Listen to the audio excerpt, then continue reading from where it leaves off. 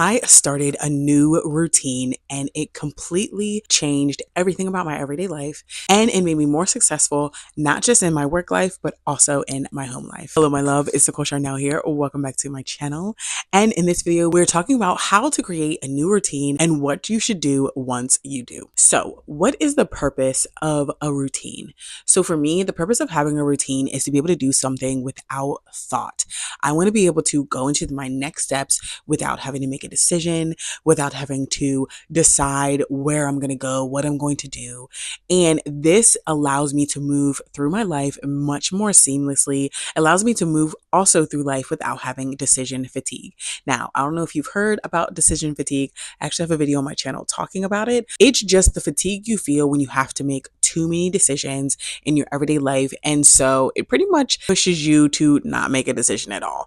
And that's not good, especially when you're trying to make changes, you're trying to actually achieve goals, or you're trying to set goals because something new has came into your life. Having a routine will help you eliminate decision fatigue and will also help you achieve your goals in the long run. So I asked myself, what was the purpose of this routine? Specifically for me, I am talking about the 3-7 method. So I don't know if you've heard of the 3-7 method. It's a combination of routine setting and time blocking. And for me, it helps me achieve more in my everyday life. So let me explain what the 3-7 method is. So 3-7 method is 3 time blocks. And within these 3 time blocks, we have 7 routines. So the 3 time blocks are a morning block, a daytime block, or a work block, and then an evening block. And the 7 routines are an early morning routine, a morning routine, a setup routine, a lunch routine, a batch routine, a wind down routine, and a night routine. Now, the names of these routines, I did change a little bit from I believe she's the creator of this method, but I will link her down below. Her name is Dr. Tiffany Shelton. I will link her down below.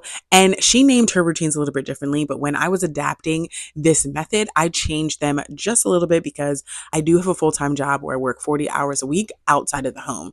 So having a work routine looks a little bit different for me, and I decided to not really include it in a sense in this routine setting. And I'll explain more when I get to that portion. So when I decided to create these routines, I wanted to make sure I list out everything that I was going to do within these routines. And this is really what makes the 3-7 method work, because when I go to my morning routine, I'm just going to follow the list and I'm not going to think about anything but doing what's on the list. This will allow me to save time, will save the decision making, but also have me execute the things that are important for me to move on to the next step. So let me break down each of the blocks for you and kind of explain what the block purposes are, and then we'll talk about the routines. So for the morning block, we have an early morning routine and then a morning routine.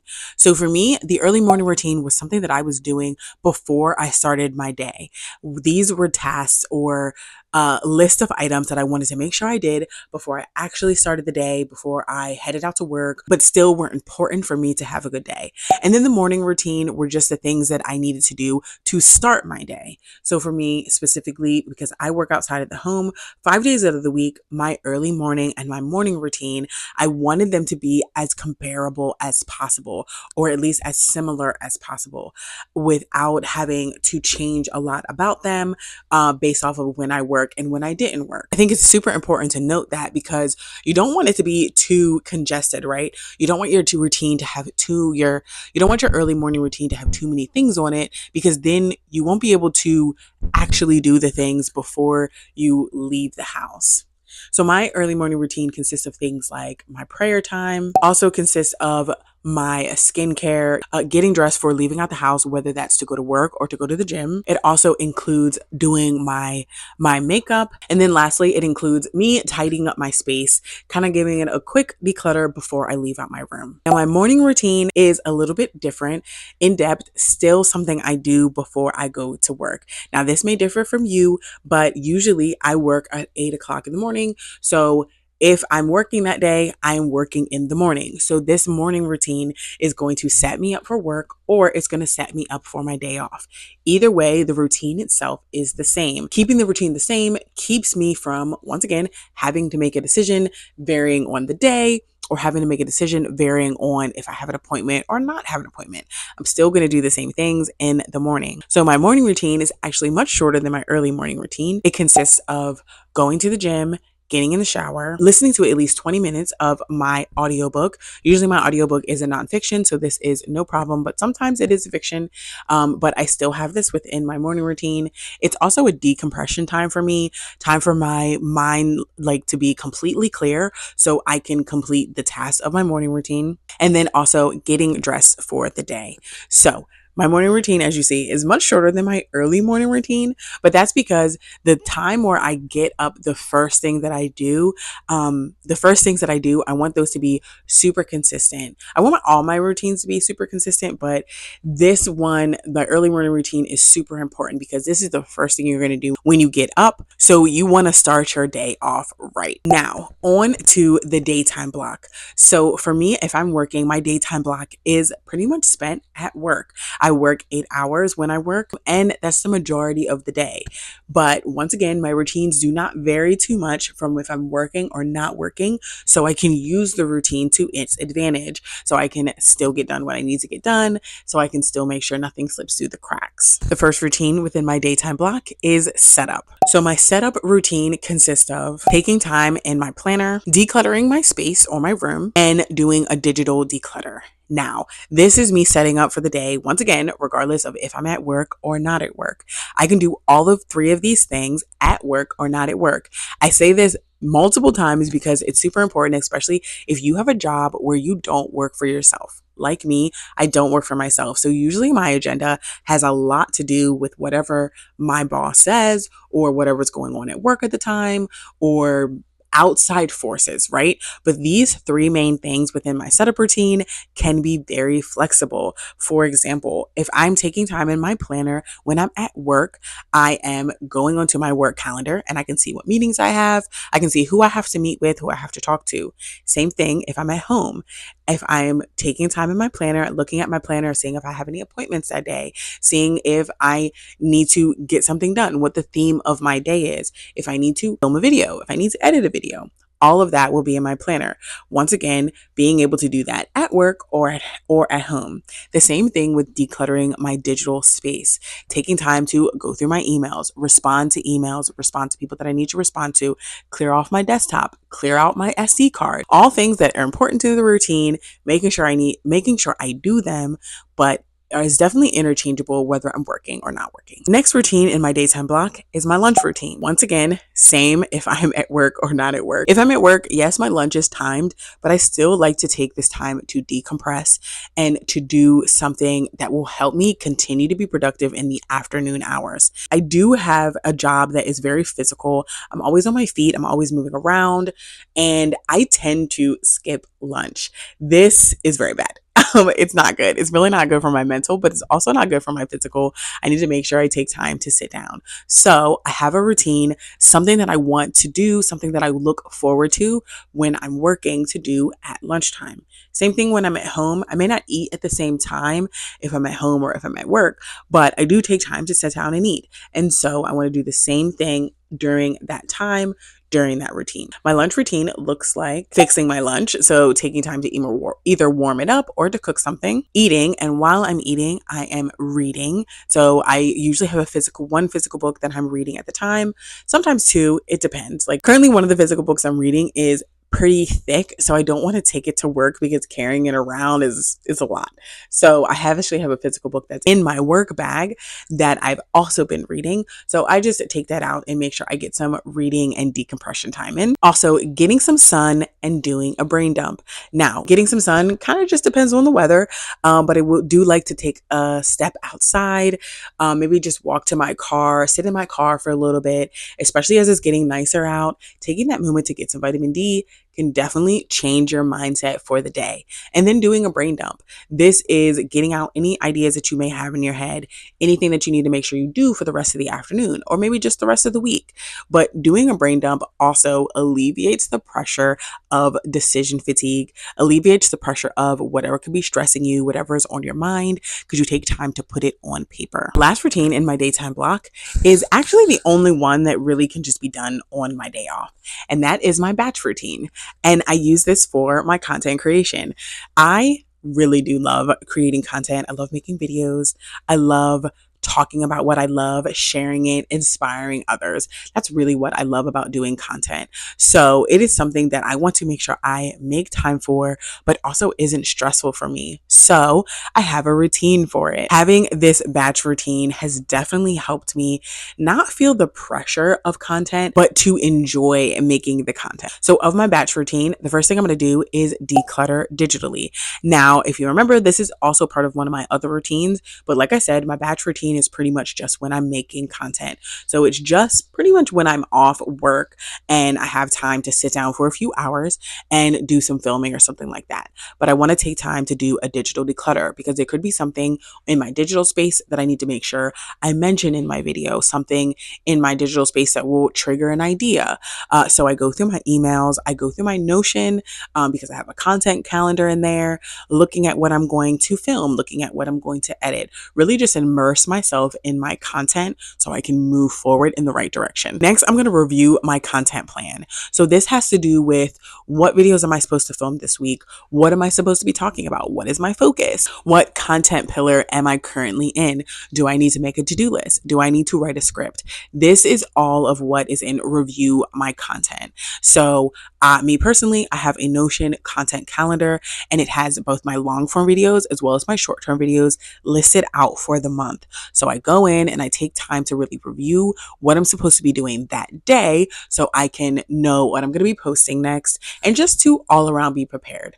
Once again, having a routine like this really takes all of the guesswork out of it and it really makes me excited about doing the things, excited about making the content, excited about going to the next step. It has really just been a game changer for me once I've just dived in the process of routines and time blocking and has just allowed me to excel in that area. Next in the routine, I'm going to film or edit depending on what I'm doing that day. I do have filming days and then I have editing days, days where I'm specifically just editing or days when I'm specifically just filming.